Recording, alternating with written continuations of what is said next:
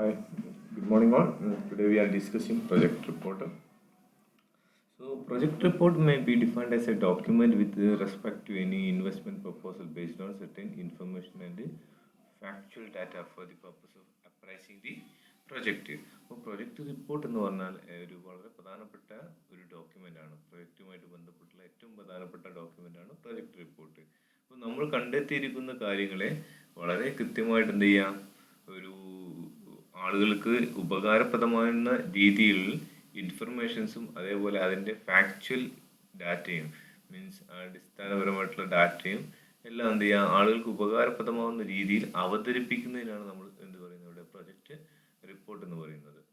ഇത് state as to what business is to intend to be undertaken by the entrepreneur and whether it would be physically possible, financially viable, commercially profitable and socially desirable to do such a business.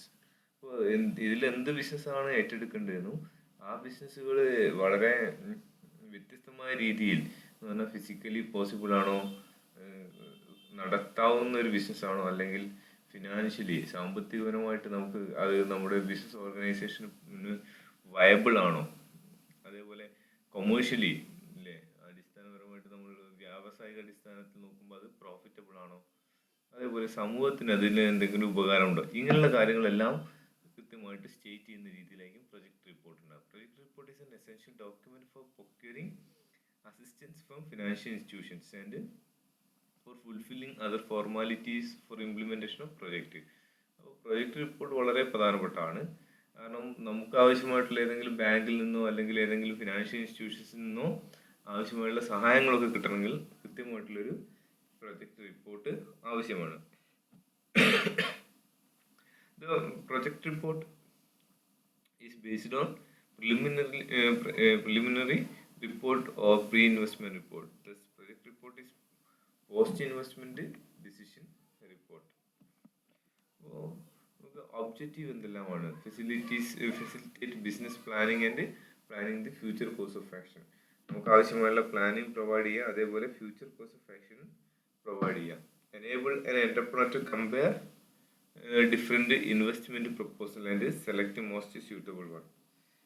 നമുക്ക് എന്ത് ചെയ്യാം, different ആയിട്ടുള്ള proposal compare ചെയ്യാനും അതിൽ ഏറ്റവും best ആയിട്ടുള്ള proposal ഏതാണുള്ളത് select ചെയ്യാനും എന്ത് ചെയ്യും, പ്രൊജക്ട് റിപ്പോർട്ട് എന്റർപ്രണറെ സഹായിക്കുന്നില്ല. ടു പ്രൊവൈഡ് സോട്ട് analysis, strength, weakness, opportunity analysis. അപ്പോൾ ഓരോ പ്രൊപ്പോസലിൻ്റെയും സ്ട്രെങ്ത് എന്താണ്, വീക്ക്നെസ് എന്താണ്, അതേപോലെ ഓപ്പർച്യൂണിറ്റീസ് എന്താണ്, ത്രെറ്റ്സ് എന്താണ്, ഇതെല്ലാം അറിയാൻ വേണ്ടിയിട്ട് ഈ ഒരു റിപ്പോർട്ട് കൊണ്ട് കഴിയും. Project report enable entrepreneur to ensure that he is proceeding in the right direction. നമ്മുടെ ഡയറക്ഷൻ എപ്പോഴും റൈറ്റ് ഡയറക്ഷൻ ആണല്ലോ. നമ്മുടെ ഡയറക്ഷനെ എവിടേക്കാണ് നമ്മൾ പോകുന്നത്, നമ്മുടെ ഓരോ ചുവട് വെപ്പും എങ്ങനെയാണ് എന്നുള്ളത് അറിയാൻ നമുക്ക് എന്ത് ചെയ്യും, ഈ ഒരു പ്രൊജക്ട് റിപ്പോർട്ടോടുകൂടി സാധിക്കും. It facilitate project appraise. നമ്മൾ വേരിയസ് ടൂൾസ് നമ്മൾ പറഞ്ഞു പ്രൊജക്ട് അപ്രൈസലായിട്ട് ബന്ധപ്പെട്ട്, അത് ഉപയോഗിച്ചിട്ട് നമുക്ക് എന്ത് ചെയ്യാം, ഈ ഒരു പ്രൊജക്ട് റിപ്പോർട്ട് അപ്രൈസ് ചെയ്യാൻ. It help financing institution to make appraisal as regards financial, economic and technical feasibility. അപ്പോൾ വ്യത്യസ്തമായിട്ടുള്ള മേഖലയിൽ ഫിനാൻഷ്യലും ഇക്കണോമിക്കലും ടെക്നിക്കലുള്ള ഫീസിബിലിറ്റി ഐഡൻറ്റിഫൈ ചെയ്യാനും അതേപോലെ അത് ഫിനാൻഷ്യൽ ഇൻസ്റ്റിറ്റ്യൂഷന് ആവശ്യമായ അപ്രൈസൽസ് നടത്താൻ എന്ത് ചെയ്യുന്നു, പ്രൊജക്ട് റിപ്പോർട്ട് കാരണമാകുന്നു. അപ്പോൾ ഇമ്പോർട്ടൻസ് എന്താണ്? ഒരുപാട് ഇമ്പോർട്ടൻസ് ഉണ്ട് എന്ന് പറഞ്ഞാൽ പ്രൊജക്ട് റിപ്പോർട്ടിൻ്റെ പോയിന്റ് ഓഫ് വ്യൂവിൽ പ്രൊജക്ട് റിപ്പോർട്ട് വളരെ അത്യാവശ്യമാണ്. കാരണം അതിൻ്റെ ഒരു പ്ലാനിങ്, ഓർഗനൈസിങ്, സ്റ്റാഫിംഗ്, ഡയറക്റ്റിംഗ് പോലുള്ള മാനേജ്മെൻറ്റ് ഫംഗ്ഷനൊക്കെ നടത്തണമെങ്കിൽ, അതേപോലെ അത് പ്രൊജക്ട് റൈറ്റ് ഡയറക്ഷനാണ് മൂവ് ചെയ്യുന്നതെന്ന് അറിയണമെങ്കിൽ, അതേപോലെ പ്രോഫിറ്റബിലിറ്റി അടക്കമുള്ള കാര്യങ്ങൾ ചെക്ക് ചെയ്യണമെങ്കിൽ, പിന്നെ നമ്മൾ പറഞ്ഞു ഫിനാൻഷ്യൽ, അതേപോലെ കൊമേഴ്ഷ്യൽ, സോഷ്യൽ, അതേപോലെ ടെക്നിക്കൽ ഫീസിബിലിറ്റി, ഇങ്ങനെയുള്ള കാര്യങ്ങളൊക്കെ അറിയണമെങ്കിൽ നമുക്ക് എന്ത് ചെയ്യണം, പ്രൊജക്റ്റ് റിപ്പോർട്ട് അത്യാവശ്യമാണ്. ഈ കാര്യങ്ങൾ തന്നെയാണ് എന്ത് പറയുന്നത്, ഇതിൻ്റെ ഒരു ഇമ്പോർട്ടൻസ് എന്ന രീതിയിൽ കൺസിഡർ ചെയ്യുന്നത്. ഇതാണ് വളരെ പ്രധാനം, content of project report. Project റിപ്പോർട്ടിന്റെ കണ്ടന്റ്സ് എന്തെല്ലാമാണ്, എന്തെല്ലാം ഇൻഫർമേഷൻസ് പ്രൊജക്ട് റിപ്പോർട്ടിൽ ഉണ്ടായിരിക്കണം, വെരി ഇമ്പോർട്ടൻ്റ് ആണ്. ഒന്ന് ഇൻട്രൊഡക്ഷൻ ആണ്. വളരെ പ്രധാനമായിട്ട് നമുക്ക് എന്ത് ചെയ്യണം, ഒരു ഇൻട്രൊഡക്ഷൻ ഉണ്ടാവണം. General information regarding company and production description. അപ്പോൾ നമുക്ക് അതിൻ്റെ കമ്പനിയുമായിട്ടുള്ള ഒരു ജനറൽ ആയിട്ടുള്ള ഇൻഫർമേഷൻ പ്രൊവൈഡ് ചെയ്യണം. അതേപോലെ അതിൻ്റെ പ്രൊഡക്ഷൻ ഡിസ്ക്രിപ്ഷൻ എന്താണുള്ളത് അറിയാൻ വേണം. ബാക്ക്ഗ്രൗണ്ട് ഓഫ് ദി പ്രൊമോട്ടർ അല്ലേ, നമ്മുടെ പ്രൊമോട്ടർ ആയിട്ടുള്ള ആൾക്കാരുടെ ബാക്ക്ഗ്രൗണ്ട് എന്തെല്ലാമാണ്. പ്രൊമോട്ടർ മീൻസ് ഈ കമ്പനി ആരാണ് ഡെവലപ്പ് ചെയ്യുന്നത്, അല്ലെങ്കിൽ ഈ ഒരു പ്രൊജക്റ്റ് ആരാണ് ഫോർവേഡ് ചെയ്യുന്നത്, മീൻസ് നമ്മൾ എന്താ പറയുക, അതിൻ്റെ റിയൽ ആയിട്ടുള്ള ഓണേഴ്സ് എന്ന രീതിയിലാണ് അവർ.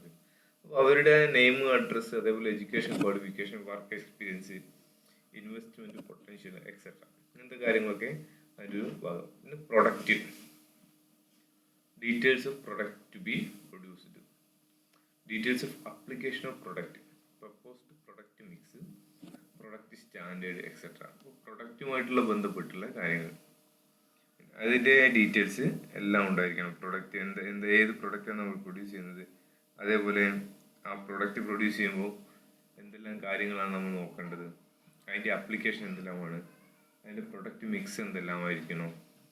Market and marketing, market potential analysis, major buyer, area to be covered, trade practices, sales promotion, devices, trade practice and trade channels adopted by competitors, demand analysis, proposed market research. അപ്പോൾ മാർക്കറ്റുമായിട്ട് ബന്ധപ്പെട്ടുള്ള different ആയിട്ടുള്ള മാർക്കറ്റും അതേപോലെ മാർക്കറ്റിൽ നമ്മൾ demand forecasting അടക്കമുള്ള കാര്യങ്ങൾ മാർക്കറ്റുമായിട്ട് ബന്ധപ്പെടും. മാർക്കറ്റിംഗ് കുറച്ചുകൂടി ബ്രോഡ് കോൺസെപ്റ്റ് ആയിട്ട് എന്ത് ചെയ്യും, നമ്മുടെ പോയിന്റ് ഓഫ് പ്രൊഡക്ഷൻ പോയിന്റ് മുതൽ കൺസപ്ഷൻ പോയിന്റ് വരെയുള്ള എല്ലാ കാര്യങ്ങളും അനലൈസ് ചെയ്യും. അപ്പോൾ അങ്ങനത്തെ വ്യത്യസ്തമായുള്ള പല കാര്യങ്ങളും ഉണ്ടാവും. ആ കാര്യങ്ങളെല്ലാം എന്ത് ചെയ്യും, അനലൈസ് ചെയ്തിട്ട് അതിനെപ്പറ്റി എന്ത് ചെയ്യും, നമ്മൾ ഡീറ്റെയിൽഡ് ആയിട്ട് സ്റ്റഡി ചെയ്യുകയും ചെയ്യും. Then location of the plant നമ്മൾ ഡിസ്കസ് ചെയ്തതാണ്. അതിൻ്റെ പ്ലാന്റിൻ്റെ ലൊക്കേഷൻ, പ്രൊജക്റ്റിൻ്റെ ലൊക്കേഷൻ എവിടെയാണ്, അതുമായിട്ട് ബന്ധപ്പെട്ടുള്ള എന്തെല്ലാം ഫാക്ടേഴ്സ് ആണ് ലൊക്കേഷൻ എഫക്ട് ചെയ്യുന്നത്. Then production process, details of technology, അതേപോലെ process flow, chart flow, manufacturing process, production programs etcetera. Raw material, list of raw material required in terms of quality, source of requirements, cost of raw material etcetera. അപ്പോൾ production process ഉണ്ടാവും. ആ process എങ്ങനെയാണ്, അതേപോലെ raw മെറ്റീരിയലുമായിട്ട് ബന്ധപ്പെട്ട് അതിൻ്റെ requirements എത്രയാണ്, quality എത്രയാണ്, quantity എത്രയാണ്, അതിൻ്റെ കോസ്റ്റ് എത്ര വരും.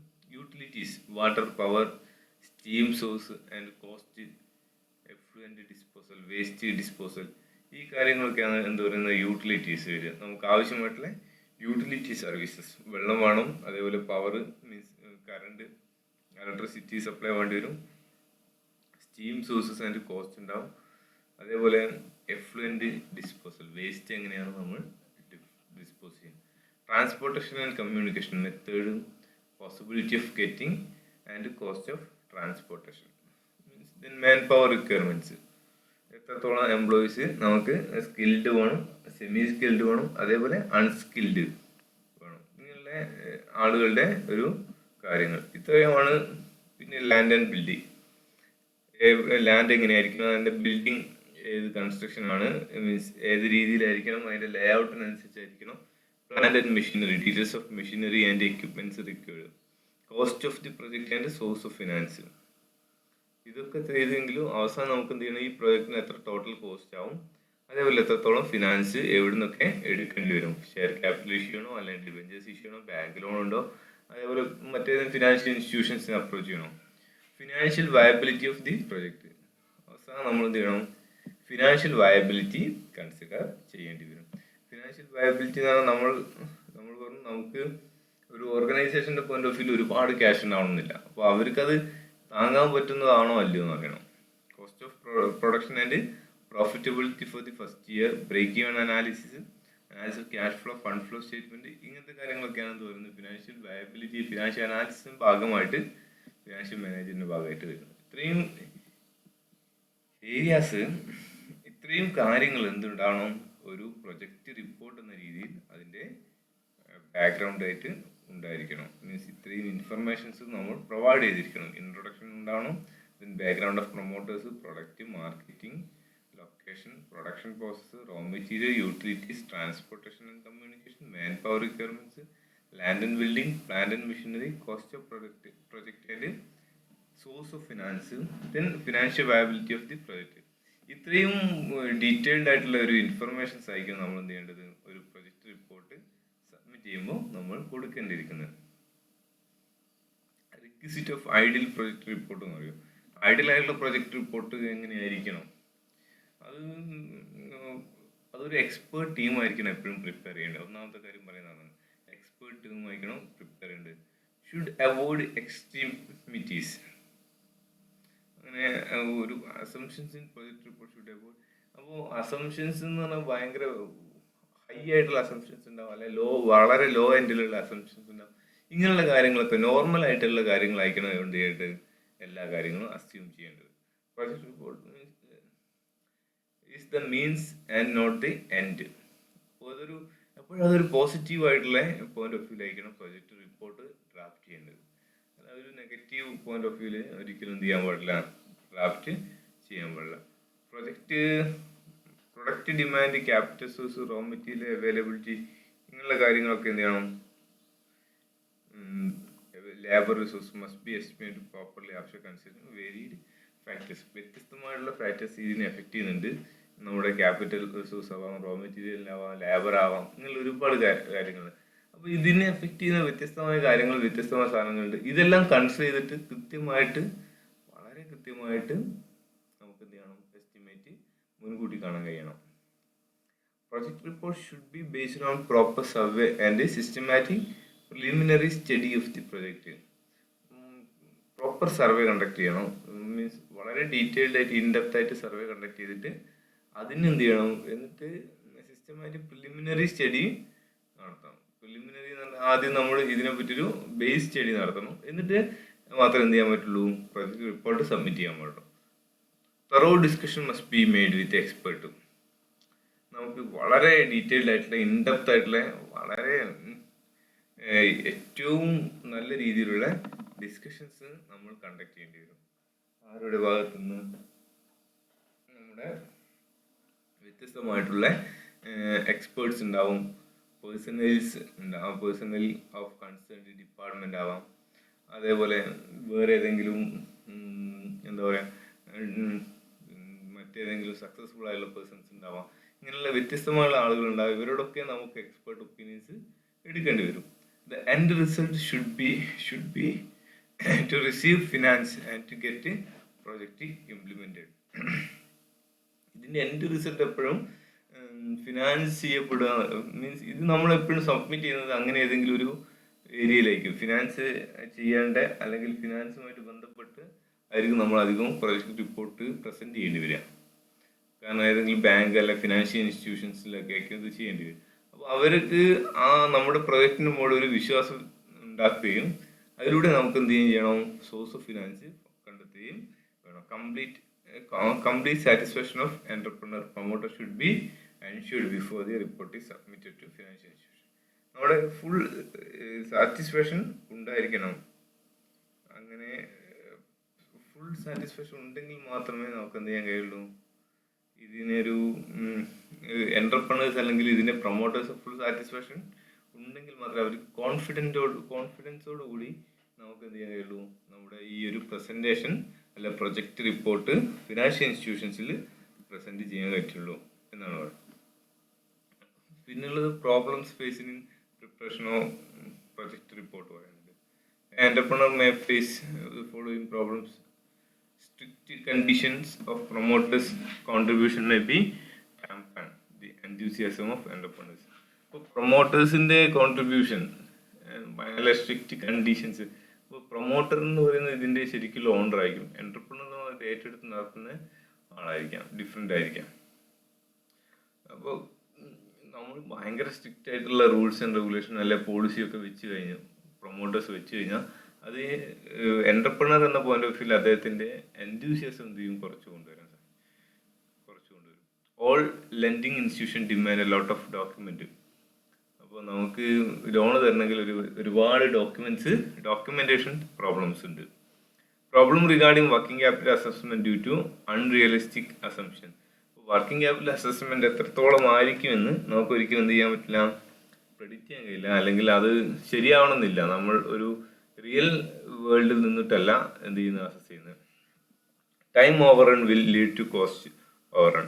അപ്പോൾ ഇത് ചെയ്തെടുക്കാൻ ടൈം ഒരുപാടുണ്ടാവും, അതുകൊണ്ട് തന്നെ അത് കോസ്റ്റിലേക്ക് കൂട്ടാനും സഹായിക്കും. Lending institution expect strict specification with regard to size of land, building, source of machinery and their cost etcetera. അപ്പോൾ ഫിനാൻഷ്യൽ ഇൻസ്റ്റിറ്റ്യൂഷൻ നമുക്ക് ലോൺ തരുന്ന ആളുകൾ അവർക്ക് ഭയങ്കര സ്ട്രിക്റ്റ് ആയിട്ടുള്ള, ഭയങ്കര കടുകട്ടിയായിട്ടുള്ള ഒരുപാട് നിബന്ധനകൾ ഉണ്ടാവും. ഇത്ര സൈസുള്ള ലാൻഡ് വേണം, അല്ലെങ്കിൽ ഇത്ര മെഷീനറി വേണം, ഇങ്ങനെയുള്ള ബിൽഡിംഗ് വേണം, ഈ കാര്യങ്ങൾ. A number of clearances have to be obtained from government.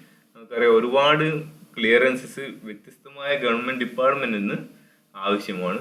ഈ ആവശ്യമായുള്ള ക്ലിയറൻസ് എല്ലാം കിട്ടുക അല്ലെങ്കിൽ വാങ്ങിയെടുക്കുക എന്നുള്ളതും വലിയൊരു പ്രയാസമുള്ള കാര്യമാണ്.